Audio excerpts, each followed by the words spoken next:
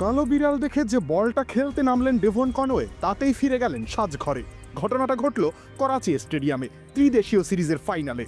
Wicket নিয়েছেন নাসিম শাহ, কিন্তু Conway চাইলে কালো বিড়ালটাকেও কাঠগড়ায় তুলতেই পারেন। নিউজিল্যান্ডের ডেভন কনওয়ে তখন 48 রানে অপরাজিত ছিলেন।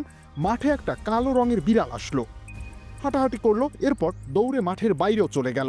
সিঙ্গেল নিয়ে ডেভন কনওয়েকে স্ট্রাইকে পাঠালেন ড্যারিল বিশেল। তিনি শর্ট বলে হুক করতে গেলেন, পুরোপুরি কন্ট্রোলে ছিলেন না, আবরার আহমেদের হাতে ক্যাচ তুলে দিলেন। হাফ সেঞ্চুরি থেকে কনওয়ে তখন মাত্র 2 রান দূরে। বলটা নো বল ছিল কিনা সেটাও চেক করে নিলেন আম্পায়াররা। না, কোনো দ্বিধা করার সুযোগ নেই, যৌক্তিকভাবে আউট হয়ে সাজঘরে ফিরেছেন কনওয়ে।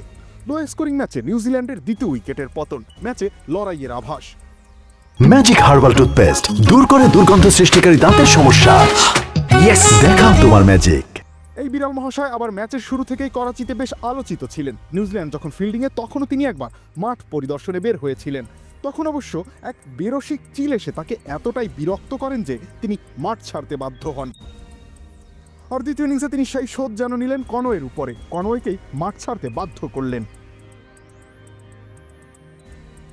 রবিউল ইসলাম রনি, খেলা ৭১।